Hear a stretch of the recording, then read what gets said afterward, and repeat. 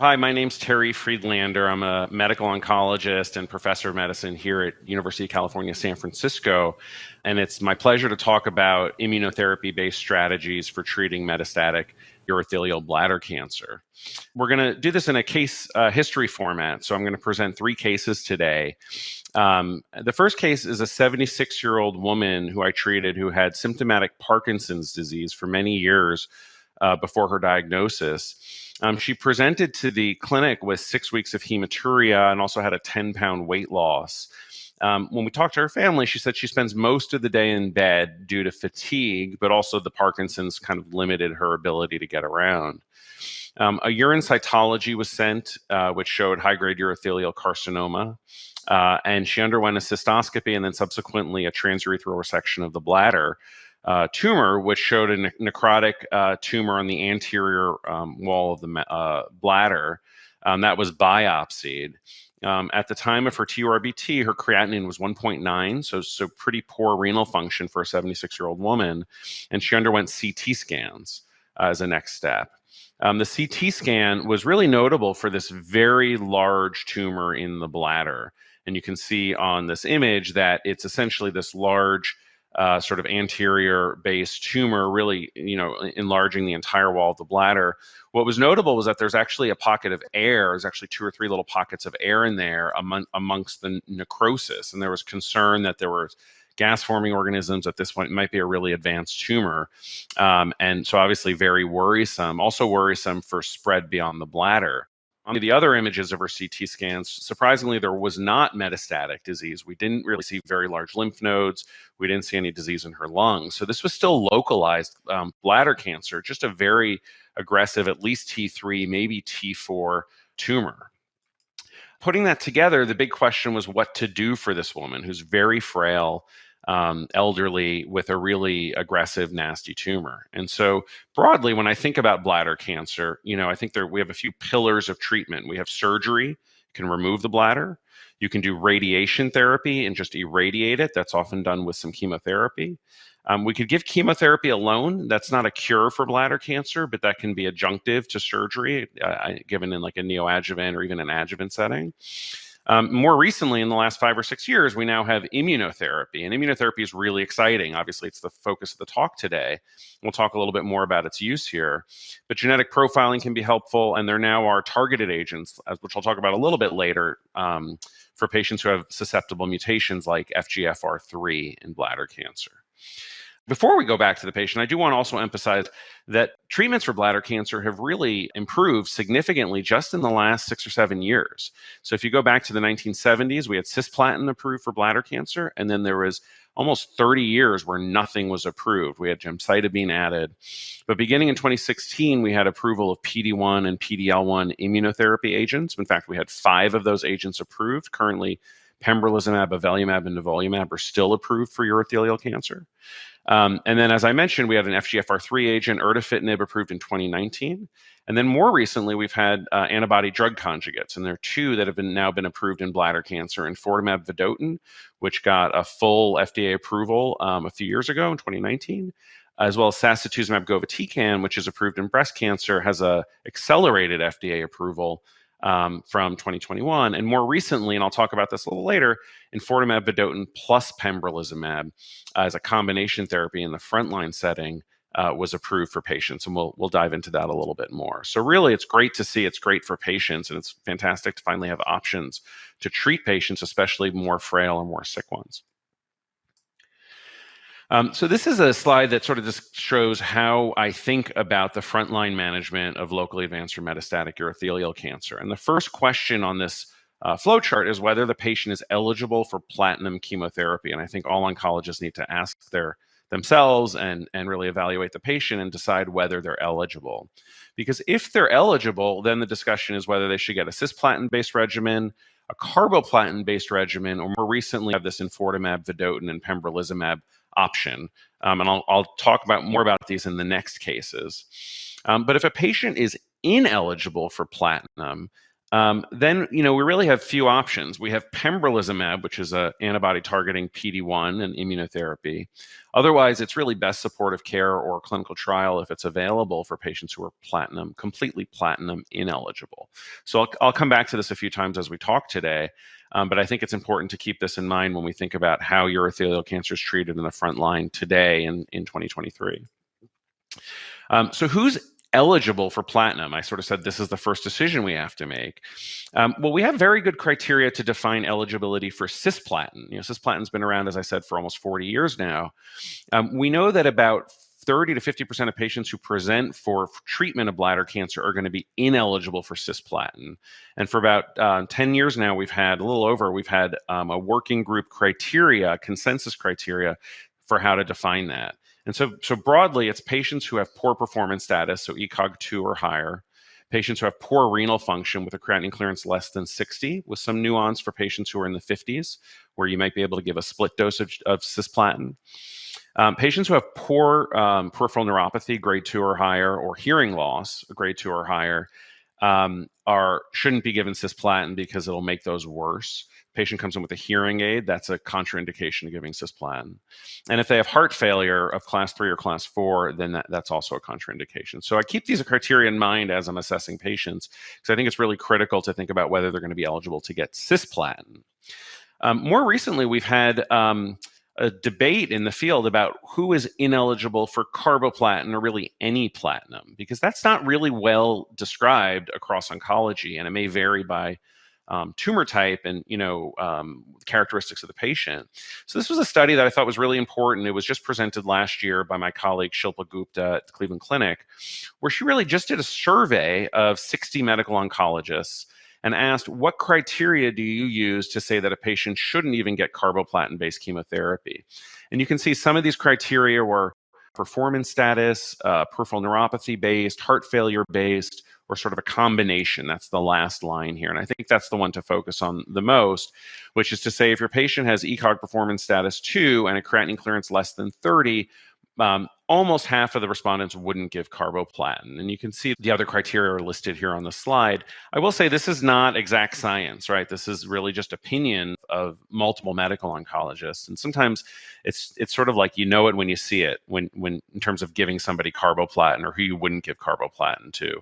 But it's still inexact science, and we just have to accept that. But I think this is a good start in terms of trying to define strict criteria for who we really shouldn't be treating with even carboplatin-based regimens. So coming back to the case, with this in mind and recalling that she has got very poor performance status, poor renal function, and this large tumor, we had our surgeon see her. That they said the surgery was not feasible. The tumor was really not resectable with clean margins, and they worried about her ability to survive a radical cystectomy and ileal bowel diversion to create continence. Radiation oncology saw her and said, well, palliative RT could be possible, but really there's not much benefit for very bulky tumors. It's not going to cure her. And I didn't show you the images earlier, but the bowel was quite nearby, and they were concerned that there could be some fistulization with the bowel or the female pelvic organs. So, not much gain to be had from there. And then I saw her and I said, well, let's think about immunotherapy. Our hands are really tied, and I really don't think she was eligible for carboplatin. So what data do we have that supports using immunotherapy, really specifically pembrolizumab here?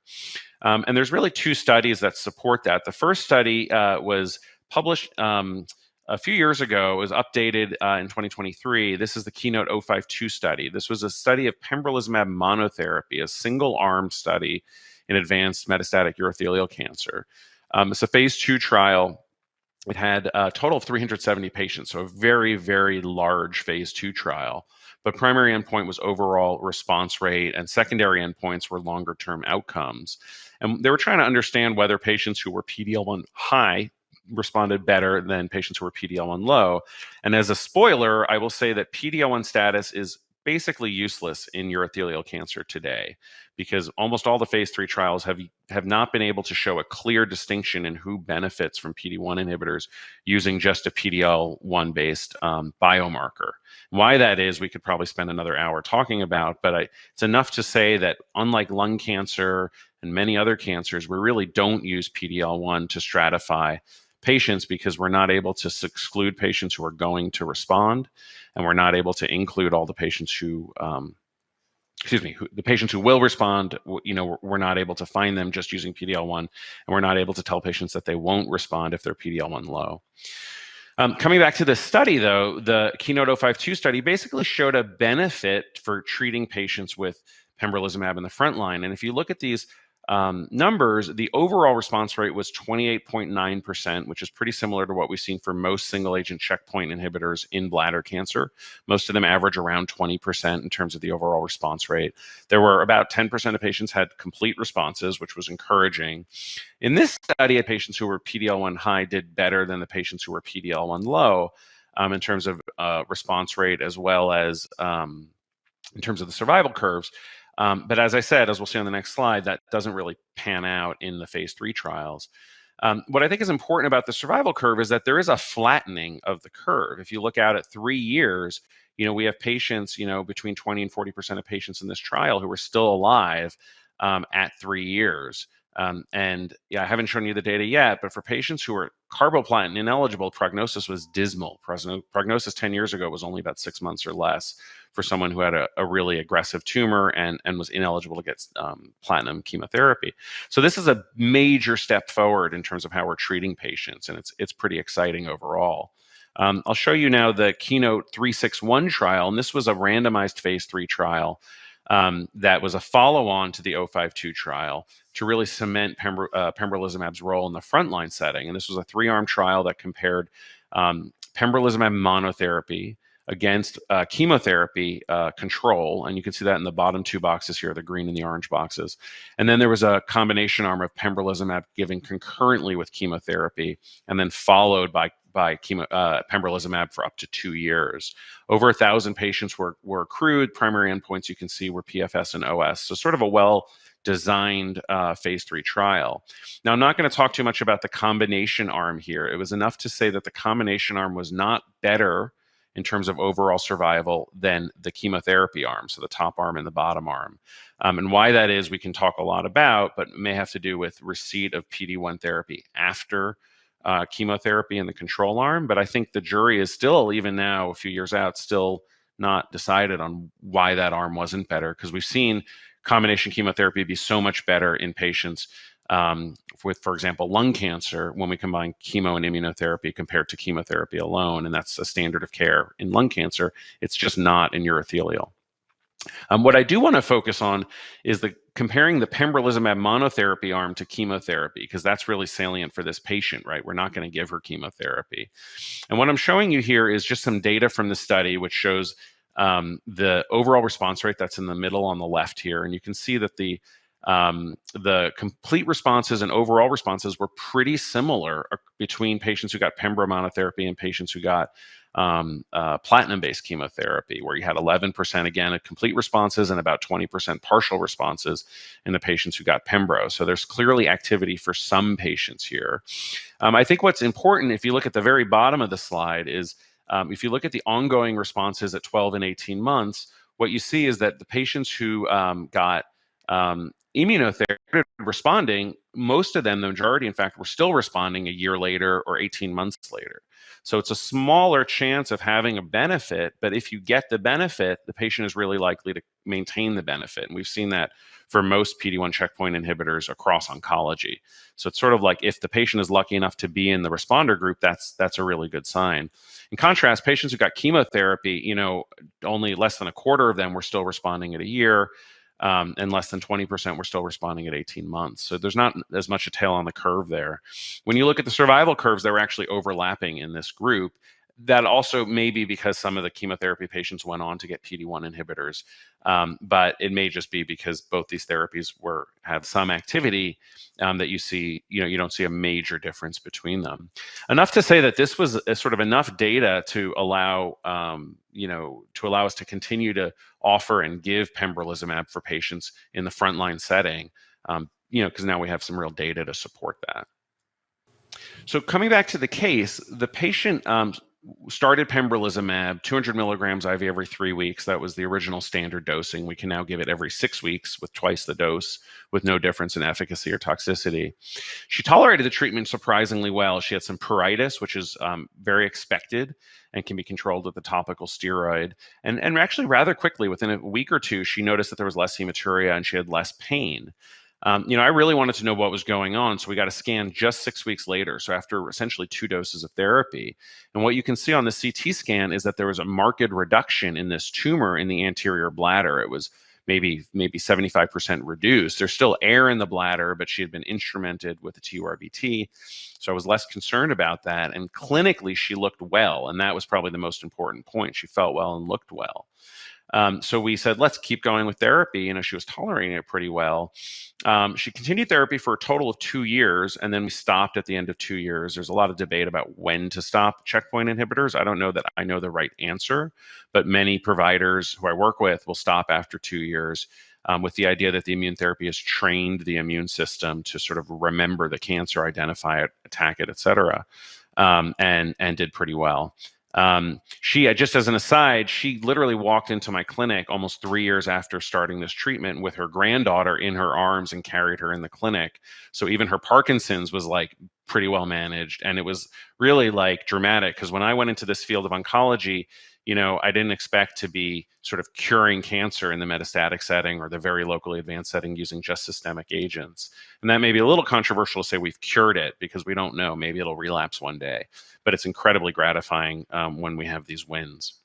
And this is just to show her last scan 1 year later, and you can see her bladder, the tumor's almost completely disappeared. And the radiologists were having trouble finding cancer 1 year later. So she really had a fantastic response to therapy. And I think that was, again, very important to see. I just want to ask you a couple questions about that. First of all, do you happen to know what her PD-1 level was? Yeah, her PD-1 status was actually high. So it does sort of go along with saying, let's give a PD-1 inhibitor. I do, while I said PD-1 immunohistochemistry is not a useful test, and I stick to that, there are other predictors of response, like high tumor mutational burden or MSI status. And so very often if I see a patient who has more than 10 mutations per megabase on our genetic testing, I'll think strongly about giving a PD-1 inhibitor as therapy. And in fact, pembrolizumab got an FDA approval to treat any patient, regardless of histology, who has cancer that has a tumor mutational burden more than 10 per megabase. When you said the issue about PD-1 not being predictive, I mean, my memory is not the best, but I know we went through this whole thing with the FDA a few years ago with using upfront IOs, and I thought, wasn't it related to PD-1 level, the FDA decision at that point? So I think they gave guidance to different companies for how to design their studies. And if you look at some of the trials, that Keynote study the analysis was not based on PD-1 status.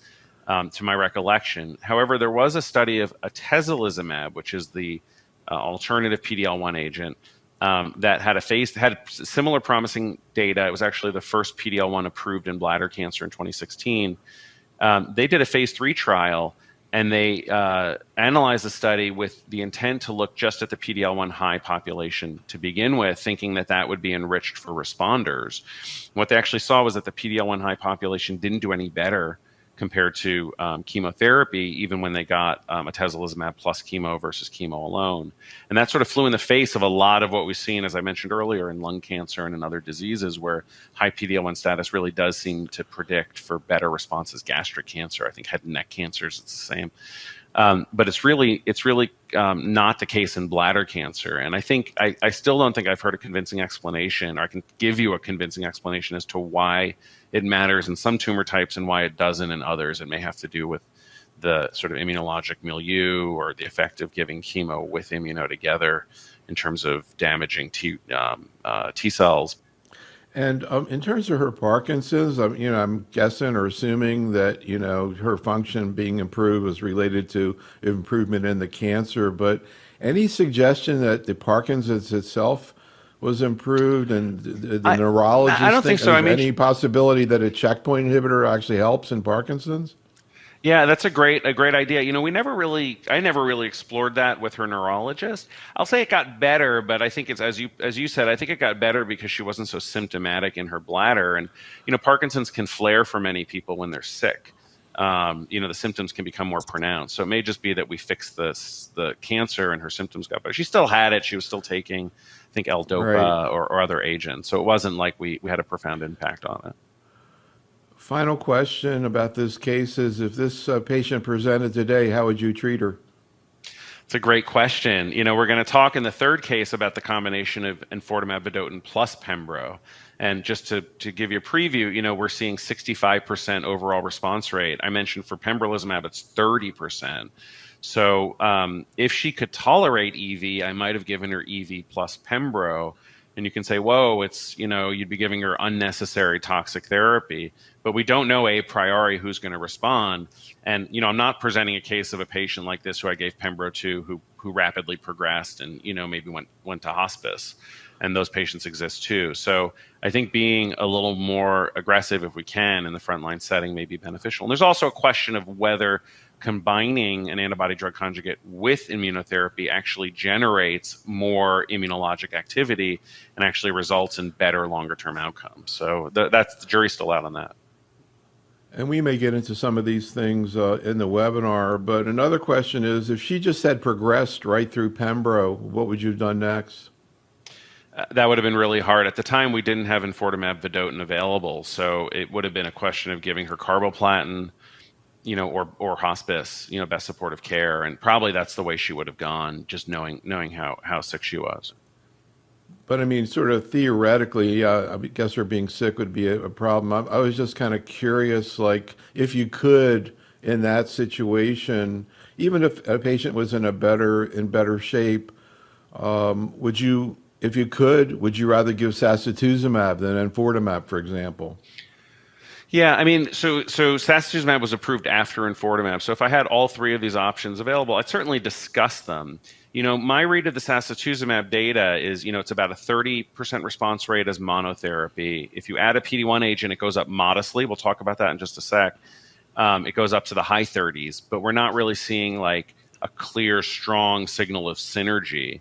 Sacituzumab in a handful of patients. I think in terms of, and enfortumab I've used in many, I'd say they're both chemotherapy. They both have neuropathy, or I should say EV has neuropathy. Sacituzumab has myelosuppression. Sacituzumab can cause diarrhea. They have real side effects. And I think we have to be careful about using them. And neither by themselves are curative. So it's a lot about weighing kind of pros and cons. They can, I just actually this week I had a patient who's progressed on EV and is responding to sacituzumab, and they're thrilled, and he's tolerating it great. So I think there is value to doing it. He's more fit than this patient was, though, in terms of how well they would tolerate it. Well, that's the other thing, and again, we'll get into this, which is just sort of your, I guess, eyeball impression in terms of quality of life, sacituzumab versus enfortumab. It kind of, I mean, I know about the diarrhea and neutropenia and all with sacituzumab, but you hear about other stuff, skin things, et cetera, with enfortumab, and I just kind of wonder, in general, globally, is one better tolerated than the other? Yeah, I think it's a little hard to say, partly because most patients getting sacituzumab now have already had enfortumab. Right. So it's not sort of apples to apples comparisons because there are different stages and they may have side effects from the previous therapy. Enfortumab has real side effects: neuropathy, skin toxicity, ocular toxicity. But most patients who I've treated, and I've now treated dozens, have gotten through it. Most people can tolerate it. And I've treated patients who are in their 80s. I have a woman who's in her 90s who's getting EV. And I think the same is true for sacituzumab. I think if they don't have diarrhea, it's really just like giving irinotecan, which is what, sacituzumab is essentially the prodrug for irinotecan, or excuse me, irinotecan is the prodrug for SN38, which is the payload in sacituzumab. But regardless, it's basically like using that. And, I've treated patients with colon cancer in the past using FOLFIRI. Like most people tolerate it fairly well. So I think there's a case to be made for both of these drugs. Interestingly, there's a study, I believe it's still ongoing at Dana-Farber, that's combining EV and sacituzumab. Wow. And I think of them like the Rocky movies, where in the first one he was fighting Apollo. By the third movie they're like teaming up and they're good friends. Huh. And maybe that's the future, is combinations even with the cytotoxics. Wow, that is fascinating. Yeah, we'll have to see how it unfolds. Really interesting. Also, I didn't realize that sacituzumab had been looked at with IO also, and that, it doesn't look as good as EV. I guess I just kind of wonder Yeah, why, but that's really interesting. yeah. I mean, they're separate studies and they're single arm studies, so it's a little hard to tease things apart. It could be that irinotecan derivatives, are really toxic to T cells. That could be a simple hypothesis as to why combining it with immunotherapy isn't as effective. I don't know the data from breast cancer. All right, seen activity when you combine the two in breast, because that's the other area where it's approved. Yeah, haven't heard that, but it doesn't mean it probably has been looked at. All right, please Yeah, continue. sure. Okay, so we'll move on to case two, which is a case of a healthier gentleman. So, a 59-year-old man who had a 20-pack year history of tobacco smoking. He quit 15 years ago, but despite that, he presented with pelvic pain and hematuria. And we know tobacco smoking is a major risk factor for developing bladder cancer because the metabolites are filtered through the kidney into the bladder and bathe the lining of the bladder in carcinogens for the whole time a smoker or person who smokes is exposed to tobacco. Anyway, he had a cystoscopy that showed a 4 centimeter mass. Creatinine was okay, 1.1. The estimated GFR was 65, so that's actually pretty decent. He didn't have significant neuropathy or hearing loss. He was exercising. He was really sort of getting back in shape despite the history of tobacco smoking. He got CT scans done, and the CT scans unfortunately showed fairly widespread metastatic bladder cancer. Recall he had pelvic pain when he presented. So he had a bone metastasis to the pubic symphysis. You can see that on the left. And then he had a number of lung nodules, and I'm showing you the largest lung nodule, which was about 3 or 4 centimeters. He was relatively asymptomatic in the chest, but this was, obviously concerning and unfortunately stage 4 disease. He also had lymph nodes in the chest that were large and a few in the abdomen. So pretty widespread disease. So coming back to this flowchart of how to treat frontline, newly diagnosed metastatic bladder cancer. This patient is platinum eligible. We just went through the criteria earlier. He's got good renal function, no neuropathy, no hearing loss. He's relatively fit. And he's, I would say, was eligible for getting cisplatin. So, because he really didn't have any strong contraindication. And so, as I'll talk about in a second, the standard of care here is to give frontline chemotherapy, cisplatin and gemcitabine, or a similar regimen called dose-dense MVAC, methotrexate, vinblastine, adriamycin, and cisplatin, followed by PD-L1 maintenance with avelumab, and we'll talk through the data about that. So, as I mentioned, there's 2 regimens that can be used: cisplatin, gemcitabine, or dose-dense MVAC. The overall response rate with dose-dense MVAC, which you can see on the right, where there was a study done comparing traditional MVAC, which is no longer used, to high dose or dose dense MVAC. You can see a 62% response rate. In a separate study, it was 49% for gemcitabine and cisplatin, so slightly higher responses. But if you look at just the shape of these curves, in the initial cisplatin gemcitabine study, which was now 20 years ago, there was no difference in median OS, and it was better tolerated for sure, cisplatin and gemcitabine. Dose dense MVAC higher response rate, but the curves are not terribly different, and we've yet to see a major survival advantage to giving dose-dense MVAC. So either one, I think, is acceptable if you need to have a very quick initial response. If you really want to have tumor shrink rapidly, I sometimes use the dose-dense regimen, but otherwise, GemCis is very appropriate. So we talked about this. We said, think this is a reasonable therapy, and that's what he got, was 6 cycles of cisplatin and gemcitabine. He had very common side effects associated with cisplatin: nausea, some sensory neuropathy, which actually wasn't too bad, and he had tinnitus, which is very common with cisplatin. After his treatment, we did CT scans, and they actually showed a fairly good response. He had 50% shrinkage of his lung nodules, lymphadenopathy shrank, the bone lesions hadn't progressed. So the question was what to do. And if we jump back 10 years, the answer was surveillance. We really didn't have anything after 6 cycles of chemo, and we just wait for the patient to progress. And that was always very uncomfortable, because patients would say to me, like, wait, we're not doing anything more. We're just going to wait for the cancer to get worse. Where's it going to recur? Where's it going to get worse? And I'd say, I don't know. We're just going to have to watch it closely. But to address this, there was a study done of maintenance immunotherapy. And I want to talk about that in a second. I think one of the important things as we think about moving beyond the first line is actually this data, which is incredibly important in urothelial cancer, which shows that Most patients who are diagnosed with urothelial cancer either never get frontline therapy because they're too frail, like the first patient I presented, or they have barriers to care or lack of access. Even when they get frontline therapy, only a minority then move on to getting second line therapy. And it's for the exact same reasons. Patients get sort of beat up from the chemo, patients have side effects, they have rapid progression, they have, again, other barriers to care that prevent them from getting in, or when they progress, they're just too sick to get care. So you see this sort of attrition of patients across the board. And this is really the call to say we should be giving therapies earlier. We shouldn't be putting barriers in front of patients and telling them you have to wait. The disease has to progress before we treat you. We should try and be more proactive. And that was really the whole concept behind the Javelin study. And so the Javelin study, technically the Javelin Bladder 100 study, was a randomized phase 3 trial that was presented at ASCO a few years ago as a plenary, published in the New England Journal of Medicine, that basically took patients who had frontline chemotherapy, like the second patient we've talked about, had at least stable disease or better. So these were not patients with the worst cancer that was progressing rapidly.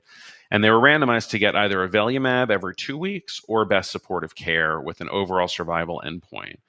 And so basically the data for the study really turned a lot of heads. And this is a survival curve here. And patients have stable disease or better after frontline platinum and immediately move on to getting a PD-L1 agent, there's a significant survival advantage. The median difference was about 7 months in terms of absolute difference, and the hazard ratio was 0.69. And you could say, well, why don't the best supportive care patients just get therapy when they relapse? And the truth is they looked at that, and actually a number of them did, but the majority of them actually weren't able to get a PD-1 agent. And that may be because the relapse happens too quickly, they're too sick when they get it, or the PD-1 agent wasn't available at the time the study was conducted, this was a worldwide study, and PD-1 agents weren't available everywhere.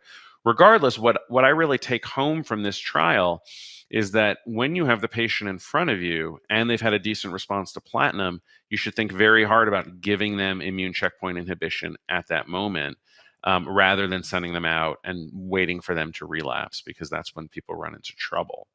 I should say that this was, FDA approved, made it into the NCCN guidelines, and it's now a level 1 recommendation in terms of what to do after patients had frontline platinum. And this data, I'm not showing you all the data here, but in the Javelin 100 study, we saw there wasn't a difference by whether patients got frontline cisplatin or frontline carboplatin therapy. They both seemed to benefit from the avelumab.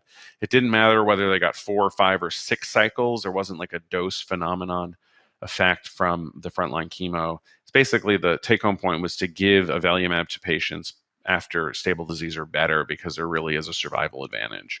And so that's really our practice here. So he ended up getting the avelumab. We put him on therapy, and he's actually done fairly well. He's another longer-term immunotherapy responder. So I won't go too deep because there really isn't much more to say, except that he got avelumab. He's been on it for about a year now, and his scans have basically, most of the tumors have shrunk down. The bone tumor is sclerosing, which is a sign of healing, and that's really where he stands. The third patient in our talk today, and this one I think is almost even a little more nuanced because it raises a lot of questions about even the newest therapies in our field. So this is a 64-year-old man who underwent neoadjuvant chemotherapy and radical cystectomy 15 months before he presented with abdominal pain. And he had a surveillance CT scan that showed multiple pulmonary nodules. He had growing retroperitoneal nodules, pelvic sidewall lymphadenopathy up to 2 centimeters. He also had omental stranding, which was concerning for peritoneal carcinomatosis. That's not common in urothelial cancer, but we do see it sometimes. He ended up getting a lung biopsy, which showed high-grade urothelial cancer. His creatinine was modest, and this was probably a reflection of the fact that he'd already had cisplatin chemotherapy 15 months before. So his estimated GFR was only 42 milliliters per minute. So the question again is, what's the right next step for this patient with very aggressive disease? And so this is the last time I'm going to show this diagram, but this patient is platinum eligible. He's fairly functional. I would argue that he's cisplatin ineligible with a creatinine clearance of 42. And you might also argue that he already had cisplatin, even though it's been more than a year, and often we'll retreat with cisplatin when it's been more than a year because we can sometimes see platinum sensitivity, even in patients who've progressed after remote, use of platinum. I was concerned that he was just going to wreck his kidneys and he'd be on dialysis if we weren't careful.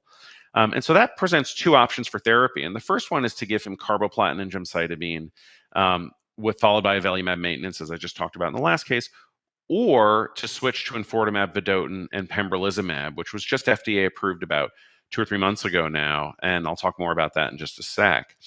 So this is, I think, a major question facing the field right now, and there's not actually a right answer here. There's not been a head-to-head study of these two regimens on the bottom. As you can tell, EV-Pembro was just approved 3 months ago. There will be a phase 3 trial that's aiming to address this. I'll talk about that in a second. But right now, providers have the option to give either of these therapies, and you're not wrong to give one or the other. But I'll sort of talk about my preference and how I think about this.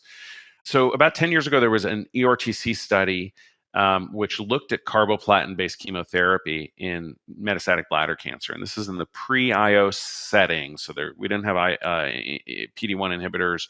We didn't have a lot of new therapies here. We really just had platinum chemo, maybe taxanes for patients who relapsed, but they were pretty ineffective. The reason I show this is just to say that GemCarbo was compared to an older regimen not used anymore called MCAVI. What you can see here is the overall response rate with GemCarbo is only 36% when you treat patients with who have frontline metastatic disease. And the median OS on the bottom right here is only 9.3 months. So 10 years ago, a patient who was cisplatin ineligible had a prognosis that was really dismal. And this was a really hard population to treat because most patients didn't respond to therapy. They progress and they die. The median PFS was about 6 months here using GemCarbo. So it was really desperate times. And it's, I think, sort of turned a lot of people off to using GemCarbo as a regimen just because it's relatively ineffective compared to some of the newer agents. That brings us to enfortumab vedotin, what's new in urothelial cancer. And so EV, we've already talked about it a little bit, is an antibody drug conjugate. The target is Nectin-4, which is this transmembrane protein that's highly expressed in urothelial cancer. So it's actually quite a good target because it's not as expressed as highly on other tissues. So it really sort of singles out the bladder cancer cells regardless of where they are in the body. The antibody is connected to a payload of MMAE, which is monomethyl auristatin E, which is a very toxic chemotherapy that I've never used it as monotherapy. I think it had been used many, many years ago, but it was just too toxic in many respects. It works like a taxane, so it disrupts microtubules and causes cell death via mitotic arrest. EV was tested as monotherapy in a phase 1, a phase 2, and subsequently the EV-301 randomized phase 3 trial. This was reported in 2019, where EV was compared to older agents like taxanes in the very late line setting after chemo and after IO therapy, and where there really weren't options for patients. And there was a significant overall survival benefit, about a 4-month absolute difference, hazard ratio of 0.7. And this really cemented EV as an option to treat patients with bladder cancer in the late line setting. It's not a cure, but it certainly has activity. And that's helpful. So because EV was very active, and we saw response rates. Actually, I didn't mention this on the last slide. In fact, I'm going to go back to the last slide. In the phase 3 trial, the response rates were close to between 40 and 50%. So pretty high response rate for a drug in a late line setting, and that compares to about 10% response rate for taxanes in that setting. We said, well, why are we waiting for patients to progress on platinum and progress on IO before we give them this drug that half of patients are going to respond to? And the rationale was like, let's move this to the front line. Maybe this could displace platinum. Maybe it could go well with platinum. We could sort of think about a number of different ways to develop the drug. And that led to the EV-103 trial. And the EV-103 trial is a multi-cohort study. So as you can see, I'm going to showing you the results from cohort K, which is the largest cohort in the study. But what it really is focused on, or has been focused on, is enfortumab vedotin plus pembrolizumab as combination therapy in the frontline setting. And this also, as I mentioned earlier, there were studies of platinum plus immunotherapy that were negative in the frontline setting, both Keynote 361 and Vigor 130. And because of that, that really opened up a space to give combination IO therapy. The other reason why I like this study is that, I've talked about moving treatments up and not making patients wait to progress before they get IO therapy. And so this is giving the IO on day one, along with EV, which is a pretty active agent. In preclinical models, there's some evidence that EV causes immunogenic cell death. So when you treat cells in the lab with EV, you actually get immune cells that infiltrate the tumor and sort of clean up whatever damage the EV has done. So there was a thought that maybe you could enhance that that process by adding a PD-1 agent to the EV, maybe generate better, durable, responses. So cohort A, which I'm not showing you here, enrolled about 45 patients, and we saw a 73% overall response rate. And this is in cisplatin ineligible patients. I just showed you the data from GemCarbo, where there was a 36% response rate. So in cohort A, we saw a 73% response rate. It's almost a doubling, in fact, more than a doubling of what we saw. With that cohort A data, there was long-term responses seen. The median overall survival was almost 2 years, which compares pretty favorably compared to the 9 months that I just told you about for GemCarbo in the pre-IO era. And so that really provided the impetus for this larger cohort K. The other rationale for developing cohort K was that the FDA wanted to understand the side effect profile of enfortumab vedotin as monotherapy. And that's over here on the right. You can see the randomization in cohort K was a 1-to-1 randomization of EV by itself or EV given together with pembrolizumab. So sort of a follow-on. This was only about 75 patients in each cohort. It wasn't a comparative cohort. It wasn't powered to say that EV pembro is better than EV or the other way around. It was really just to provide data for both regimens to see where they land. And this is the meat of the data. And so I was fortunate to present this data just at ASCO. So on the left, we saw the overall response rate for the combination of EV and pembro was 64.5%. It's almost 65%, which is very close, I would argue, to the 73% seen in the smaller cohort that was initially evaluated, that initially evaluated this regimen. We saw about 10% of patients had complete responses. Almost more than half of patients had a partial response, and a lot of patients had stable disease. Only less than 8% of patients had primary progression on this regimen. And again, recall these are cisplatin ineligible patients who have a worse prognosis and may have more, aggressive cancer compared to the cisplatin eligible ones. Regardless, it was encouraging to see such a high, clinical benefit rate and initial responses. The time to response is quick. It's 2 months, which is really the first time we image patients on the studies. So it seems like this combo works fairly quickly. When we looked at EV mono, we saw that there was a 20% response rate, and this was actually 45% of patients were responding. And this is actually pretty consistent with what we've seen for EV monotherapy in later line settings. So it was actually quite encouraging to see that there's activity across the spectrum of disease here, whether they're in the frontline setting or in the later line settings. So if you look on the right here, you can see the survival curves, and you see both the PFS and the OS, and I'm only showing it for the combination arm here of EV and pembro. What you can see is there's a very clear tail on the curve. I know the number at risk is hard to read on the bottom, but where the tail flattens out, we still had about 20 patients on study. And they're censoring here, but we're seeing that the median PFS actually has not been reached with 18 months of follow-up. So patients are doing pretty well. Again, CarboGem had only a 6-month median PFS. So we've seen now a tripling of the PFS in the frontline setting. And the overall survival similarly has not been reached. And as I mentioned in cohort A, it was over 2 years, and it wouldn't surprise me if this goes out to 2 years, at our next analysis, where we finally see this curve cross the 50% mark. So regardless, we're seeing a lot of activity here. And I would argue this is pretty unprecedented activity in urothelial cancer in a very poor risk population. We don't know how well this will work in cisplatin eligible patients, but they tend to do better in general because they're healthier. So we'll see how this plays out. The last piece is the safety, which Neil, we were talking about just a few minutes ago. What we're seeing in terms of safety, and I'm not showing you all the safety data, but it was enough to say that the safety profile was pretty consistent with what we see when you give enfortumab vedotin alone, which is, significant numbers of patients had neuropathy, about half of patients.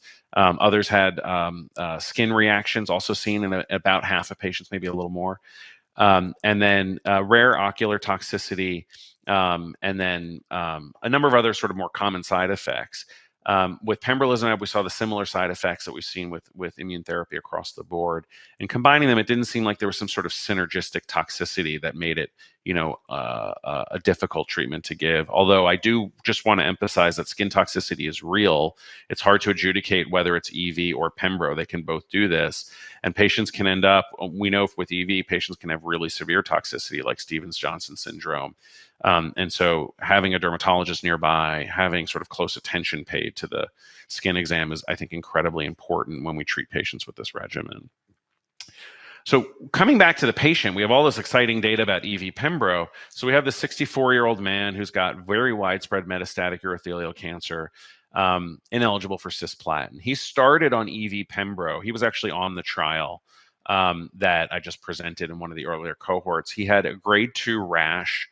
He had progressive peripheral neuropathy that sort of, as I said, was progressive. So really by the time he had gotten a lot of therapy, he got 31 cycles. I think he stopped, actually, thinking back on it, I believe he stopped the EV earlier than cycle 31. He kept the pembro going, mostly because of the neuropathy. So I just had a follow-up visit with him about a month ago, and he's feeling great. He's 4.5 years out now from his initial diagnosis. We made it through the pandemic. He's been off all therapy now for about a year and a half. The cancer has not come back. He still has neuropathy that's persistent, but otherwise is feeling really good. And so you recall this was a guy with carcinomatosis at diagnosis, and I was really worried about him. So I want to move on from there and just talk about what's on the horizon.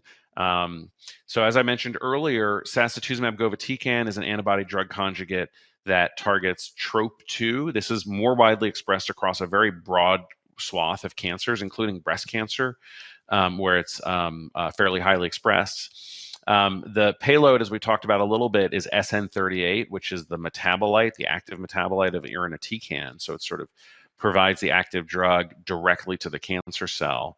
And as I mentioned, this got accelerated FDA approval about 2 years ago.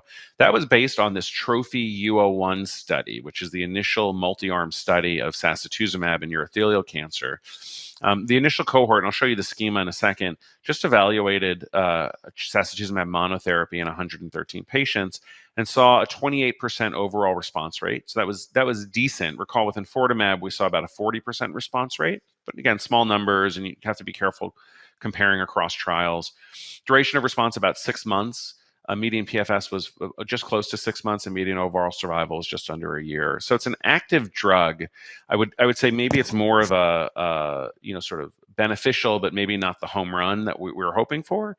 I think we're still waiting for the home run in many respects in urothelial cancer, but it was enough to say that this is another option for patients. And just to refresh, taxane chemotherapy in a late line setting has about a 10% response rate. So we are seeing activity here. It's real. And so I think one of the questions is there synergy with a PD-1 agent, just like we talked about with enfortumab vedotin? And so again, this is the schema for TROPHY-U01. The first cohort I just mentioned to you, and I told you about the data from that. The cohort 3, this data was presented at the GU ASCO in 2022 by my colleague, Dr. Grivas. And this looked at the combination of sacituzumab given together. It's a little hard to read here, with pembrolizumab every 3 weeks. And then objective response rate was the primary endpoint. You can see the other inclusion criteria here on the slide. This was the data from that cohort 3. And what we saw was that the overall response rate was 34%. So if you look over here on the right, there were about more than half of patients had some degree of tumor shrinkage. But if we're going by RECIST criteria, the response rate was 34%. 2% of patients had a complete response, and 27% of patients had stable disease. About 30% of patients had primary progression. And again, we have to be very careful about comparing across trials, but the objective response rate with EV was about 65%. So clearly a difference, small numbers, and I think we need larger studies to really understand this. My take is that, we're maybe not seeing as much synergy between these two agents as we'd like. We know that pembrolizumab monotherapy has about a 20% response rate, and the data I just showed you for sacituzumab is 28%. So even if they were just additive, you'd expect a higher number of RECIST responses. But again, it's small numbers, so we shouldn't get too far ahead of ourselves. This sort of take homes, as I said, are that there's a modest increase in overall response rate. There are some long-term responders. I know I didn't show you the survival curves. I think one of the questions we have for both EV and for sacituzumab is whether we just see these long-term benefits with the pembrolizumab monotherapy, like the first case we talked about today. I think we definitely need more data to understand what the interaction of sacituzumab is with immunotherapy. So, if we did a neoadjuvant study, we could potentially get the tissue from patients who were treated, look at immune cells, try and understand what does this SN38 do when it's released in the microenvironment. What does that do to T cells, and is that helping the immune response, or is it actually hindering it? We won't know the answer for that for a long time. There is a randomized phase 3 called the TROPiCS-04 study, which is very similar to the EV301 trial, which we talked about a while back, which is looking at sacituzumab as monotherapy in patients who've already had platinum and already had a PD-1 agent in the very late line setting. And it's being compared to essentially taxane or vinflunine chemotherapy, so older chemotherapies. And that will help garner a full FDA approval if that's positive. But I think we're still going to have some unanswered questions about how to best pair these agents together. Really briefly, I just want to talk about what else is on the horizon. So we have, I mentioned earlier, we're in an era where genetic testing is very common.